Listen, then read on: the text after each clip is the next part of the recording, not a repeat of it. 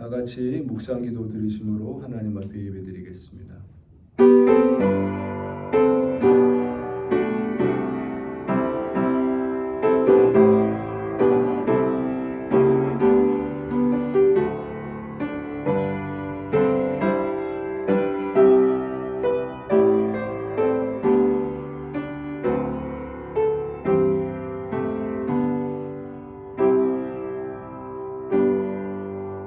할렐루야. 하늘에서 여호와를 찬양하며 높은 데서 찬양할지어다.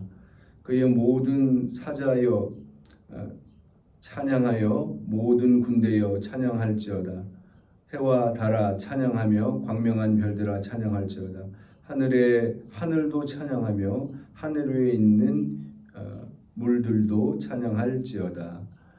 우리의 찬양과 경배를 받으시기에 합당하신 아버지 하나님, 모든 만물을 주님의 손으로 지으셨기에 또한 우리들도 주님을 높이며 찬양하는 것이 우리 인생의 본분인 줄 알고 이 시간 감사드리며 찬양합니다.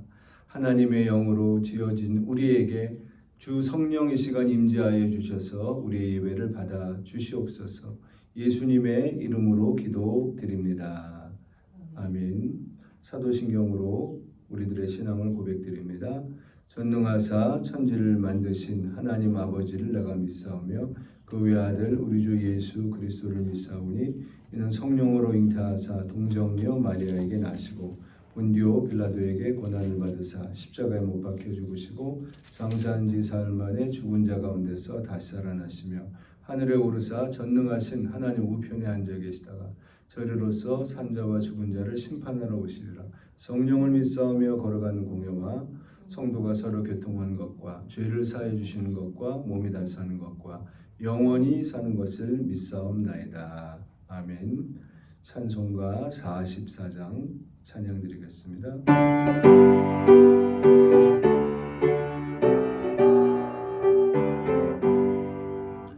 찬송하는 소리 있어 사람 기뻐하도다. 아버지의 이름 거룩거룩합니다. 전하 사람 찬양하자. 거룩하신 하나님께 할렐루야 할렐루야 할렐루야 아멘. 하나님의 나라 권세 영원토록 있도다. 하나님의 영광 나라 거룩거룩합니다. 하늘 보좌 계신 주님 세상 주관하시도다. 할렐루야 할렐루야 할렐루야 아멘.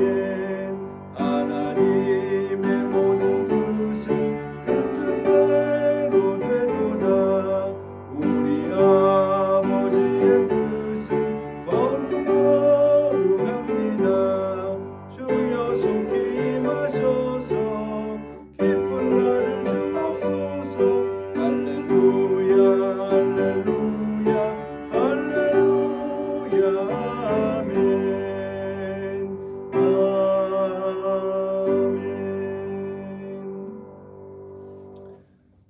오늘 우리에게 주시는 하나님의 말씀은 신약성경 고린도후서 1장 1절에서 6절까지 말씀입니다. 하나님의 말씀 함께 봉독하겠습니다. 하나님의 뜻으로 말미암아 그리스도 예수의 사도된 바울과 및 형제 디모데는 고린도에 있는 하나님의 교회와 또 온 아가이아에 있는 모든 성도에게 하나님 우리 아버지와 주 예수 그리스도로조차 은혜와 평강이 있기를 원하노라. 찬송하리로다. 그는 우리 주 예수 그리스도의 하나님이시오 자비의 아버지시오 모든 위로의 하나님이시며 우리의 모든 환난 중에서 우리를 위로하사 우리로 하여금 하나님께 받는 위로로서 모든 환난 중에 있는 자들 능히 위로하게 하시는 이시로다. 그리스도의 고난이 우리에게 넘친 것 같이 우리의 위로도 그리스도로 말미암아 넘치는도다. 우리가 환난 받는 것도 너희의 위로와 구원을 위하며 혹 위로받는 것도 너희의 위로를 위함이니 이 위로가 너희 속에 역사하여 우리가 받는 것 같은 고난을 너희도 견디게 하느니라. 아멘.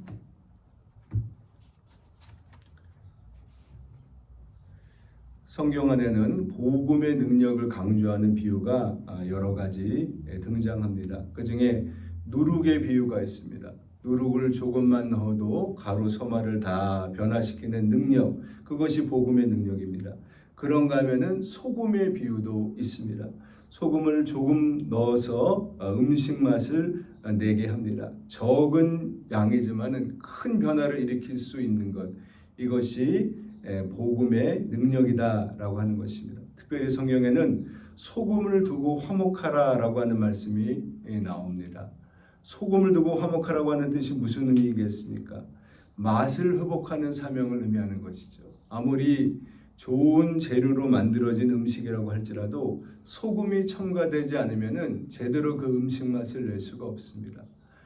이처럼 소금을 두고 화목하라, 맛을 회복하게 하는 사람이 그 공동체 안에 있어야 된다라고 하는 거죠.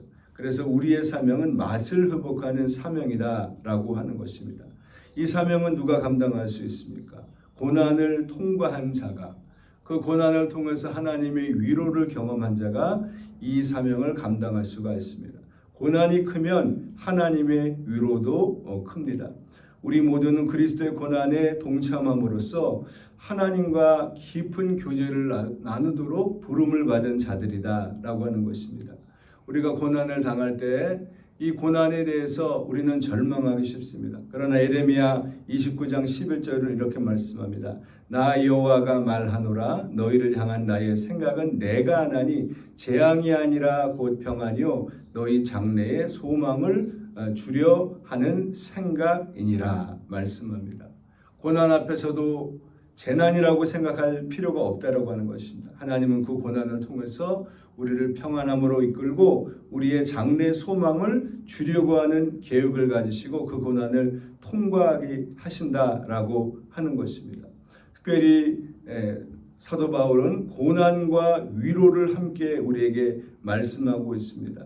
하나님은 우리가 고난받은 만큼 또한 우리를 위로하는 도구로 사용하시기를 원하신다라고 하는 것입니다.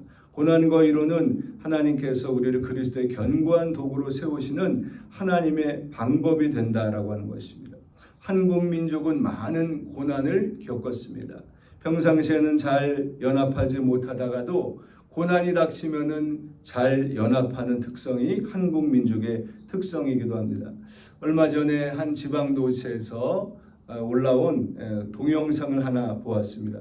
아침 출근 시간에 자동차가 골목길에서 부딪혀서 차가 전복되는 사건이 있었습니다. 차가 전복되는 그 몇 초 사이에 주변에서 몰려든 사람들, 그 가운데는 아침에 출근하기 위해서 이제 사무복으로 갈아입은 여성들도 있었습니다. 온갖 시장을 아름답게 하고 나오던 여성들도 그 현장을 보자마자 가방을 다 그 자리에서 내려놓고 누가 먼저라고 할 것도 없이 한꺼번에 달려들어서 불과 몇 분 만에 전복된 자동차를 다시 원상복귀시키는 놀라운 연합된 힘을 보여주는 그런 장면이었습니다. 나중에 들어보니 그 운전자는 다시 그렇게 도와준 여러 사람들의 힘을 통해서 생명에는 지장이 없다라고 하는 그런 소식을 전해 듣게 되었습니다. 토미 테니는 이런 말을 합니다. 교회가 연합되어 있을 때 성령의 능력이 임했다는 것은 흥미로운 사실이다. 그렇죠. 우리 120문도들이 한마음 한뜻에서 기도할 때에 하나님은 개인의 기도의 사람에게 내려오신 것이 아니라 기도 공동체의 성령으로 찾아오셨습니다. 그러므로 능력을 담을 바구니도 없이 능력을 달라고 기도해서 받는다는 것은 극히 어려운 일이다. 연합이 그 바구니다. 우리에게 임할 능력의 규모는 우리가 준비한 바구니의 크기대로 달라진다라고 그렇게 말하고 있습니다. 우리가 성령의 사람이 되기 위해서는 공동체라고 하는 아름다운 그릇을 준비해야 된다고 하는 것이죠. 그리고 그 바구니에 하나님은 한마음 한뜻이 되어 있는 자들에게 성령의 능력을 부어주신다라고 그렇게 말씀하십니다. 사도 바울이 오늘 말씀하고 있는 이 고린도후서, 그가 남긴 여러 서신 가운데 고린도후서는 가장 개인적인 내용을 담고 있는 편지입니다. 그 고린도후서에서 그는 그의 마음속에 있는 여러 가지 아픔과 상처들을 가감없이 이야기하고 있습니다. 그의 적대자들은 사도 바울을 비난합니다. 믿을 만한 사람이 못 된다라고 그렇게 비난하기도 합니다. 그런가 하면은 그는 진짜 사도가 아니다. 또 그런가 하면은 심지어 사도 바울이 예루살렘 교회를 위한 연보를 중간에서 횡령했다라고 하는 괴소문까지 퍼뜨리기도 했습니다. 사도 바울의 마음이 얼마나 괴로웠겠습니까? 그때 사도 바울이 처한 행동을 우리가 눈여겨보아야 될 것입니다. 사도 바울은 이렇게 대처합니다. 위로의 하나님께 감사하였습니다. 그리고 소망을 포기하지 않았습니다. 우리도 말 못할 여러 가지 고민을 당할 때 있고 사람에게 내 속사정을 다 얘기하지 못할 수 있습니다. 그러나 그런 우리의 모습을 하나님이 너무도 잘 아시기에 하나님이 우리에게 위로의 메시지를 주신다라고 하는 것입니다. 그 위로의 하나님을 기대해야 됩니다. 그리고 하나님께 소망을 두는 것을 결단코 포기해서는 안 된다라고 하는 것입니다. 우상의 특징, 우리 구약 성경에도 우상이 나오고 오늘날에도 여러 가지 형태로 우상이 하나님을 섬기도록 하는 것을 방해합니다. 우상은 상징을 통해서 자신의 능력을 과시한다라고 하는, 능력을 가지고 사람을 현혹시키는 그런 특성을 가지고 있습니다. 대표적인 우상인 바알, 이 바알이라고 하는 뜻은 주인이라고 하는 의미입니다. 내가 너희 인생의 주인이다. 자신을 섬기게 만듭니다. 무엇을 가지고 자신을 섬기게 만드니까? 농경사회에서 이 기후를 주관하는 것은 바알이다. 비를 내리고 싶으면 비를 내리고 또한 햇볕을 내리게 하는 것도 우리 바알이고, 그러니까 사람들이 바알 앞에 자신의 운명을 맡깁니다. 그리고 그에게 굽신거립니다. 이만큼 능력 있는 것이 오늘날 어떤 우상이 있습니까? 그것은 바로 돈이라고 하는 우상입니다. 돈만큼 위력적이고 또한 돈만큼 매력적으로 보이는 것이 없습니다.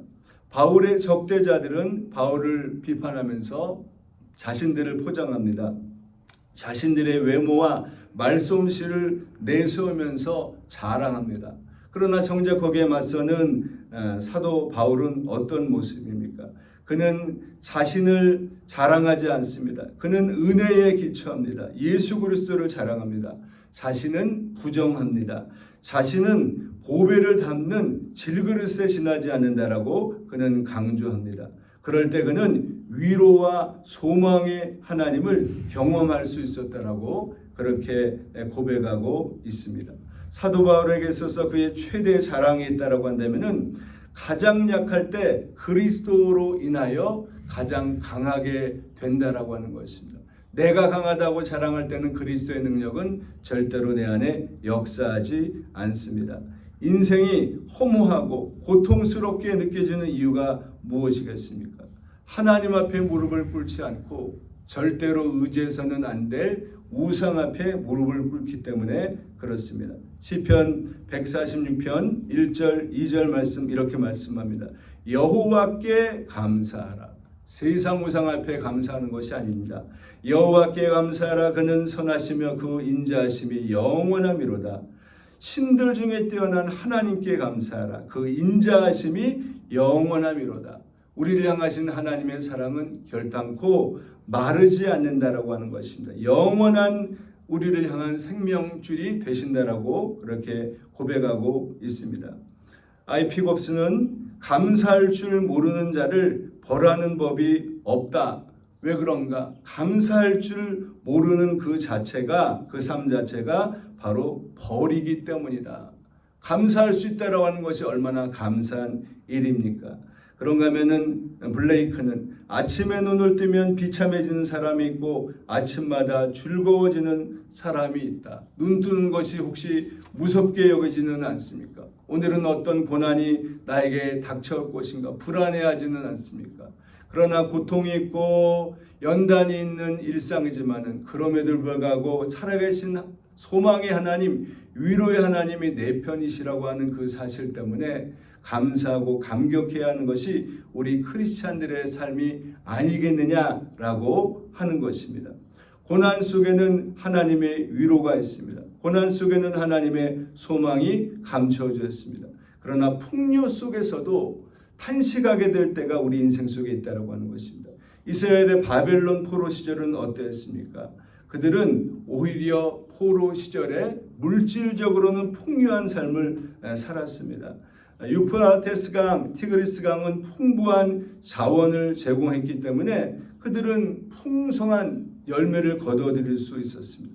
그러나 절대로 그들은 행복하거나 기뻐할 수 없었다라고 하는 것입니다. 영적으로는 깊은 수치와 모멸감을 느꼈습니다. 시온에서 부르던 기쁨의 노래를 그들은 바벨론 사람들이 재미삼아 그렇게 놀이삼아 부르라고 하는 강요를 받아들여야 됐습니다. 오히려 내 땅에서 마른 떡만 먹고서도 하나님을 찬양하던 그때를 그리워하면서 추억하면서 그들은 이렇게 시편 137편 1절 이하에서 노래합니다. 우리가 바벨론의 여러 강변 거기에 앉아서 시온을 기억하며 울었도다. 그 중에 버드나무에 우리가 우리의 수금을 걸었나니 이는 우리를 사로잡은 자가 거기서 우리에게 노래를 청하며 우리를 황폐하게 한 자가 기쁨을 청하고 자기들을 위하여 시온의 노래 중 하나를 노래하라 함이로다. 우리가 이방 땅에서 어찌 여호와의 노래를 부를까? 비록 내가 고난 속에 놓여져 있다라고 할지라도, 비록 내 손에 쥐어지는 것이 없다라고 할지라도, 나에게 위로의 하나님을 주시고 나에게 소망의 하나님을 깨닫게 하시는 성령 가운데서 우리가 찬양하고 기도할 수 있다고 하면 우리는 인생 그 어떤 자보다도 온전한 행복자라고 하는 이 말씀의 의미를 깨달아야 될 것입니다. 고난은 하나님 의지하기를 배우는 시간입니다. 우리가 고난이 없다라고 한다면은 나를 믿습니다. 하나님을 의지하지 않는다라고 하는 것입니다. 그러나 고난을 통해서 하나님 의지하기를 배우는 시간을 경험하게 됩니다. 마음속에 믿음이 있는 만큼 평안도 임하게 된다라고 하는 거죠. 고난 때문에 평안이 떠나지는 않습니다. 고난이 와도 믿음이 있으면 우리는 평안함을 누릴 수 있다라고 하는 것입니다. 오늘 본문 속에서 사도 바울은 아시아에서 극심한 환난을 당했다고 그렇게 고백을 합니다.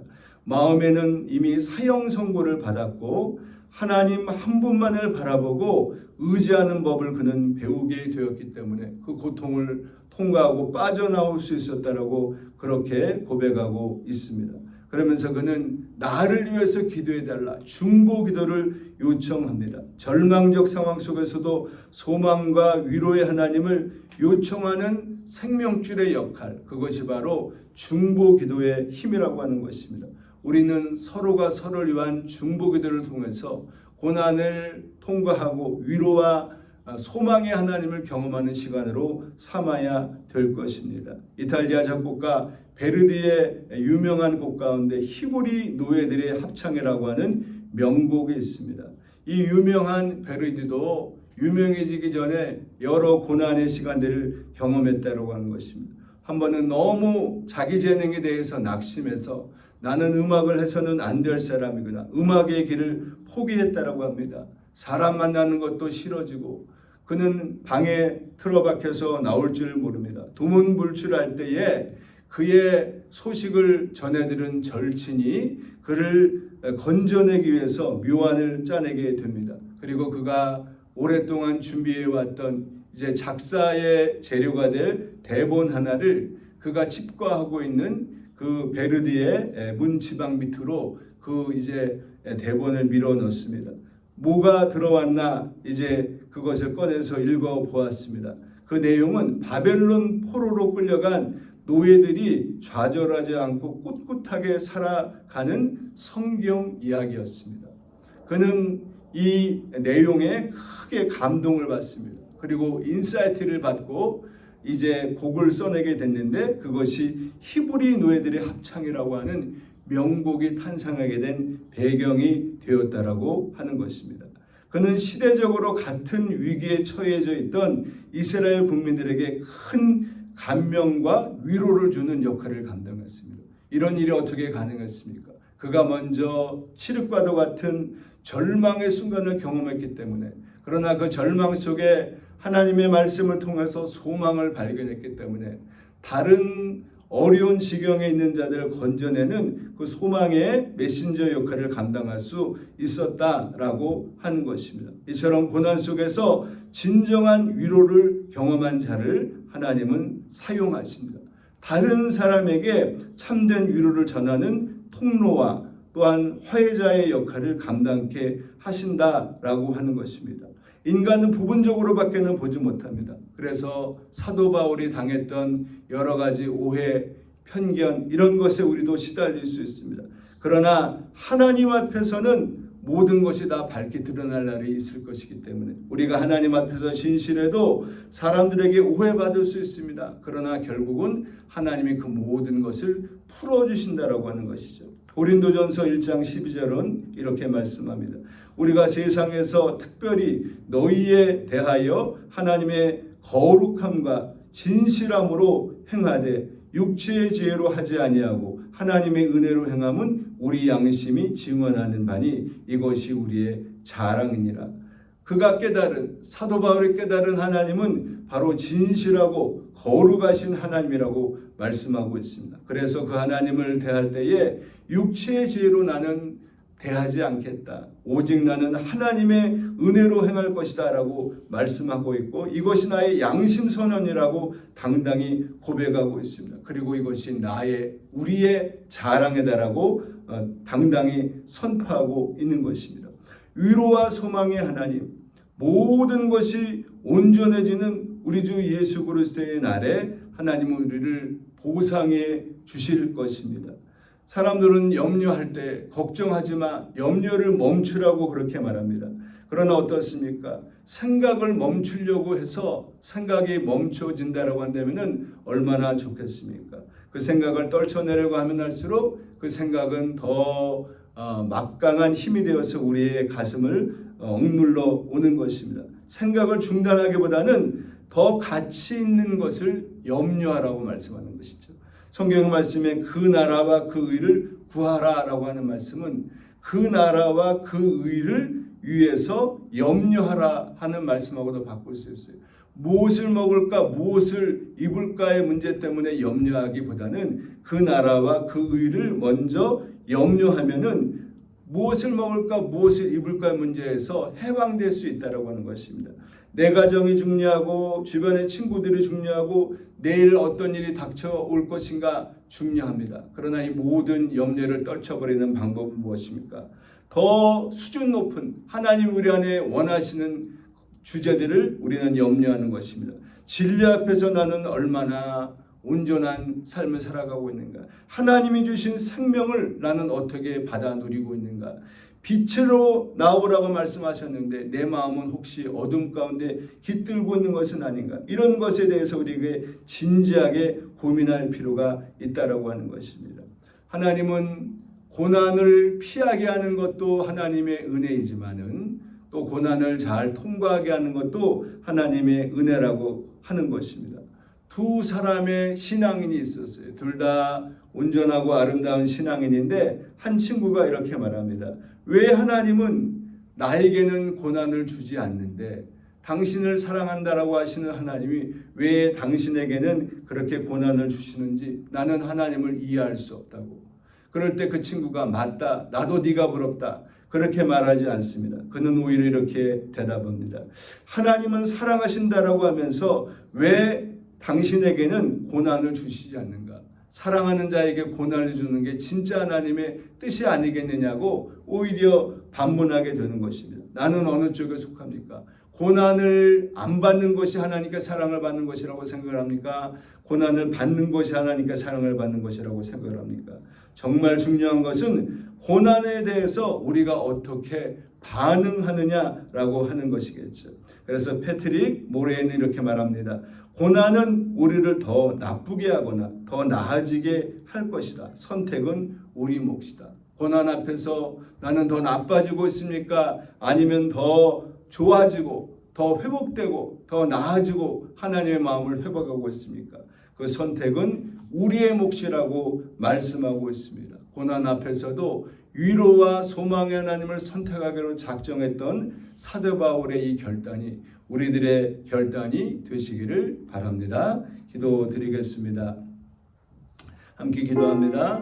전능하신 우리 아버지 하나님, 짧은 인생 가운데서도 우리 인생을 괴롭히는 많은 어려움의 순간들이 있습니다. 그 고난 앞에서 저희들이 한숨 쉬고 아버지 하나님 좌절할 때가 있지만 사도 바울이 보여주었던 이 성숙한 고난에 대처하는 모습을 저희들도 사모하며 닮아갈 수 있게 하여 주시옵소서.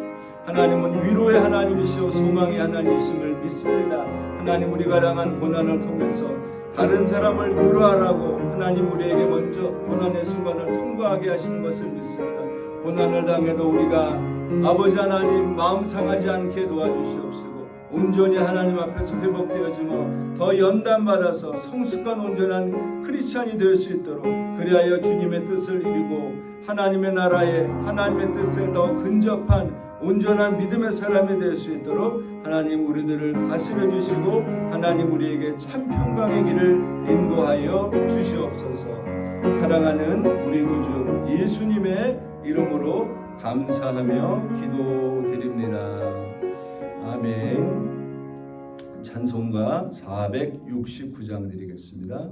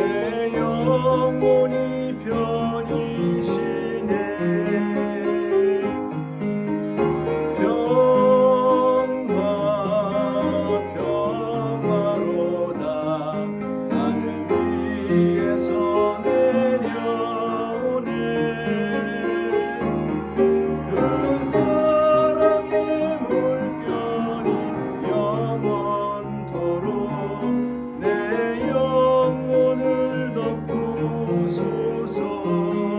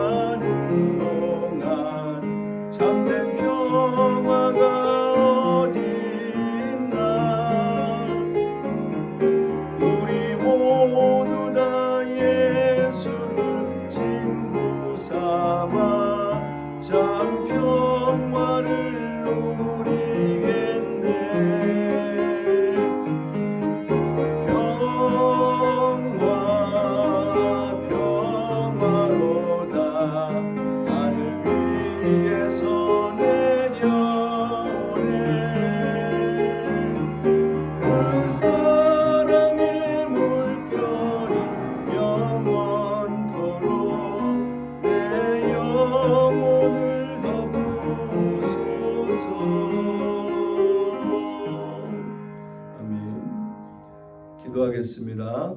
지금은 우리 주 예수 그리스도의 은혜와 아버지 하나님의 극진하신 사랑하심과 우리 주 성령의 감화 감동 교통 충만하게 역사하여 주심이 고난 속에서도 위로와 소망의 하나님을 떠올리며 결단코 낙심하지 아니하고 다시 딛고 일어서 위로와 소망의 메시지를 전하는 하나님의 메신저 역할을 감당했던 사도 바울의 삶이 곧 우리들의 삶이 되기를 원하는 한 분 한 분이 함께하여 주시옵기를 간절히 축원하옵나이다. 아멘.